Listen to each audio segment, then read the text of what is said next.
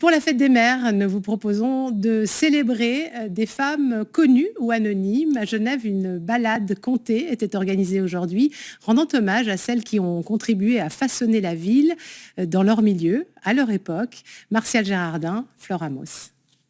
Je vous présente la très belle Anna, la mère Robineau. Michel Chaudron, Marie Dentière.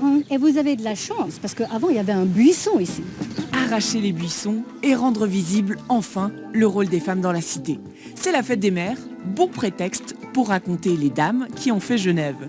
Des plus connues aux plus anonymes, balade contée par une guide passionnée. Il n'y a pas beaucoup de lavandières très connues. Il y a une femme, par contre, qui est connue, mais pas pour son travail de lavandière. Michel Chaudron est la dernière femme à avoir été exécutée pour sorcellerie à Genève en 1652.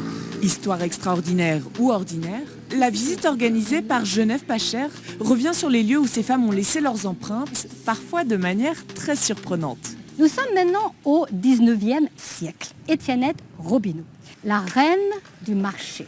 Elle était très gaillarde, très franche pour parler. Est-ce que vous remarquez quelque chose?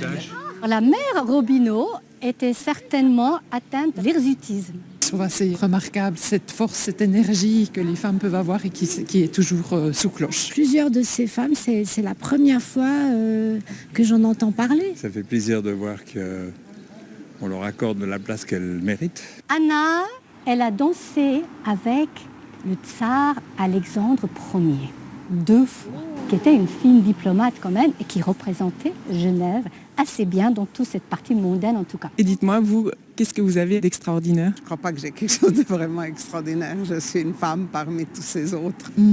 C'est que je change et que j'évolue. Je fais partie de cette génération de femmes qui a travaillé, élevé les enfants, fait des études universitaires. Ça fait beaucoup. Hommage à vous toutes, donc, mesdames, lavandières du XVIIe siècle ou mères accomplies de 2021, toutes extraordinaires.